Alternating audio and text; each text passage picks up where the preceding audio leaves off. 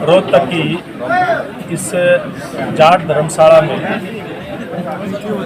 समाज के प्रतिनिधियों से, खाप पंचायतों के मुखियाओं से व अन्य सामाजिक संगठनों के मुखियाओं से बातचीत करने के लिए आया हूँ।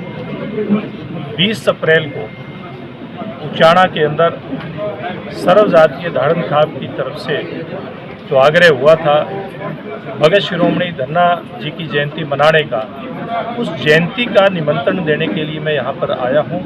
मेरे साथ यहाँ पर सर्वजातीय धारण खाप के अध्यक्ष आदरणीय सूर्यभान जी मेरे साथ उपस्थित हैं।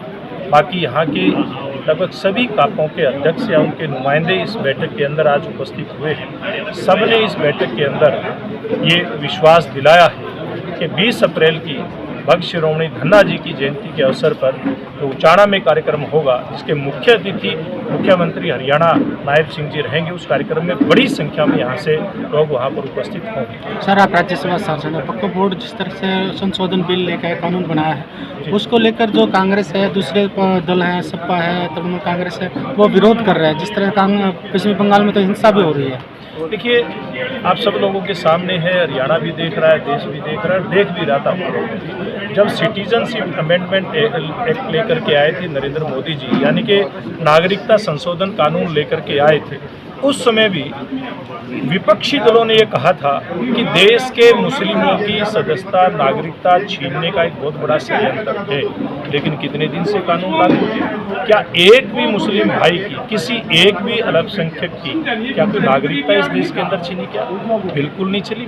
बल्कि ऐसे हमारे जो देश के दूसरे देशों में हमारे जो नागरिक थे, कभी अल्पसंख्यक के रूप में रहते हैं, चाहे वो पाकिस्तान है, श्रीलंका है, अफगानिस्तान है, बांग्लादेश है, अन्य देशों के अंदर जो अल्पसंख्यक के रूप में हमारे नागरिक रहते हैं, वहाँ पर उनको नागरिकता देने का कानून था, किसी की नागरिकता छीनने का नहीं था। इसी प्रकार से जो वक्फ का बिल है, ये वक्फ का बिल अल्पसंख्यक समाज, खास करके मुस्लिम समाज का जो अधिकार वक्फ की प्रॉपर्टी पर बनता है, इसमें जो अधिकार बनता है, इसके अन्य संसाधनों पर जो अधिकार गरीब और मध्यम वर्ग के मुस्लिम समाज का बनता है, वो हक दिलाने के लिए, इसमें से जो भ्रष्टाचार था उसको ख़त्म करने के लिए, इसमें अव्यवस्था पूरी तरह से फैली हुई थी देश और प्रदेशों में वक्फ के अंदर, उस अव्यवस्था को दूर करके व्यवस्था उसमें लेकर के आने के लिए वक्फ बिल लेकर के आए हैं। मैं समझता हूँ जिस प्रकार से सिटीजनशिप अमेंडमेंट एक्ट को लेकर के भ्रम फैलाया गया था,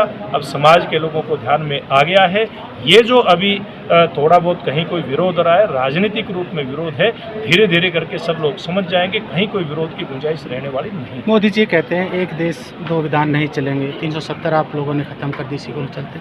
लेकिन वक्फ बोर्ड सिर्फ जो है मुस्लिम जो ज़मीन है उसको लेकर ही क्यों है? क्योंकि मंदिरों के पास भी तो दान की हुई ज़मीनें हैं, गुरुद्वारों के पास भी ज़मीन, उनके पास भी ज़मीन, तो कानून सबके लिए बराबर होना चाहिए। देखिए, कानून सबके लिए इस देश के अंदर बराबर ही रहेगा, कहीं किसी के साथ भेदभाव नहीं होगा।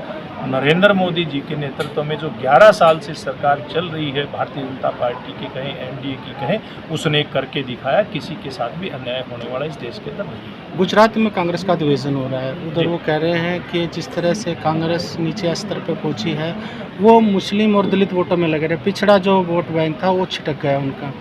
देखिए, कांग्रेस आज विजनलेस भी है और लीडरलेस भी है, ना इसके पास कोई दृष्टि और दृष्टिकोण है, ना इसके पास नेता और नेतृत्व है। इसलिए कांग्रेस पार्टी तो केवल और केवल अंधेरे गलियारे के अंदर घूमने का काम कर रहे हैं। मुझे लगता है कि इस पार्टी को इस हिसाब से तो कोई रास्ता मिलने वाला नहीं है। कोई अगर नया करेंगे तो मैं इनको शुभकामनाएं देता हूँ। वहीं गेहूँ की कटाई शुरू हो रही है, बेमौसमी बारिश, ओलावृष्टि हो रही है प्रदेश में, क्या मांग करते हैं? क्योंकि नुकसान काफ़ी हो रहा है। देखिए, मैं तो एक बात ये कहूँगा कि अगर मौसम ठीक ठाक साफ रहता है तो इस बार बहुत अच्छी फसल हरियाणा प्रदेश के अंदर गेहूं की है, सरसों की भी बहुत अच्छी फसल हुई है, चने की बहुत अच्छी फसल दक्षिण हरियाणा के बहुत सारे हिस्सों में हुई है, और सरकार ने भी बहुत अच्छे प्रबंध हर प्रकार की फसल की खरीद के लिए किए हैं। पूर्व में भी खरीदी गई है, वर्तमान में भी सरकार हमारी गेहूं की फसल का एक एक दाना खरीदने का काम करेगी। हाँ, अगर कहीं किसी कारण से फसल का कोई नुकसान होता है तो निश्चित रूप से पूर्व में भी हमारी सरकार ने उसकी भरपाई करने का काम किया। लेकिन किसानों को गेट पास की दिक्कत आ रही है। कांग्रेस आरोप लगाते हैं जो सरकार एमएसपी की बातें करती है, 2400 तो फसलें है नहीं और ना एमएसपी पर खरीदी जाती है। देखिए, गेट पास की इतनी बड़ी समस्या नहीं है, हाँ कहीं कहीं आती है, लेकिन गेट पास मिलने से पहले किसान की फसल किसान के हाथ में होती है, उसके खेत के अंदर होती है। लेकिन कांग्रेस पार्टी अपने समय का राज याद करे, जब एक एक सप्ताह 10-10 दिन किसान अपनी फसलों को लेकर के मंडी में बैठा रहता था। हमारी सरकार ने इस प्रकार की व्यवस्था की है, इस प्रकार से गेट पास और किसानों को इस प्रकार की सुविधाएँ दे करके समय के ऊपर किसान फसल अपनी मंडी में लेकर के आता। उसको अब तो सारी बात का उसको तजर्बा हो चुका है। किसी भी प्रकार की समस्या किसान को ना आने दी गई, ना भविष्य में आने दी। नेता प्रतिपक्ष का अब तक चुनाव नहीं हुआ क्योंकि 2 सेशन चल चुके। ये किसी भी लोकतांत्रिक प्रक्रिया के लिए बड़ी दुर्भाग्य की बात होती है। जो सबसे बड़ी पार्टी जिसने सबसे ज़्यादा लंबे समय तक देश के ऊपर राज किया, आज वो विपक्ष का नेता हरियाणा प्रदेश में नहीं दे पाई।